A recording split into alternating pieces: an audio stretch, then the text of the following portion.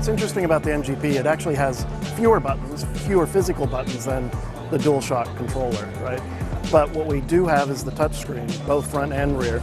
So we're trying to incorporate that in a lot of unique ways, because there's a lot of ideas of how touch can be incorporated, or how 6-axis or tilt, you know. And it's just, you know, for us, it's a matter of getting that feature in there and just trying it, playing it over and over and saying, does this really work? You know, because the triangle button, you know, sort of an abstract way of saying, you know, pick up this object or open this door or kick open this gate or whatever.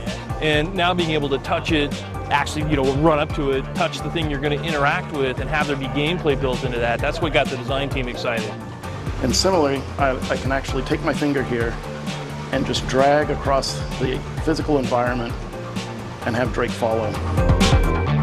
You know, because I was involved in the very first meeting, where the heads of Sony got together and said, okay, we're thinking about doing a PSP sequel, what would it be? And it's like they asked people that were making the games to sort of, you know, give their input on what this thing could be. And so we were excited about it from day one. We brought in testers just recently, you know, and they've been playing Uncharted on the PS3, come over and start playing this.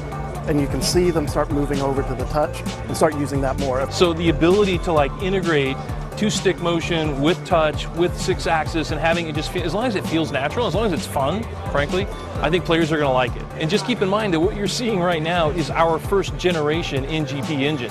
What we can do in the future, I think, is only going to be limited by our imaginations and what we can come up with. And I think that's probably the most important thing about NGP, is that it really does enable game developers to, you know, create whatever it is. I mean, you've seen the huge variety that were at the show today. It's like anything you can imagine you can do. You can do fun little short games, you can do big, you know, console action games equally well. And I think that's what has us excited.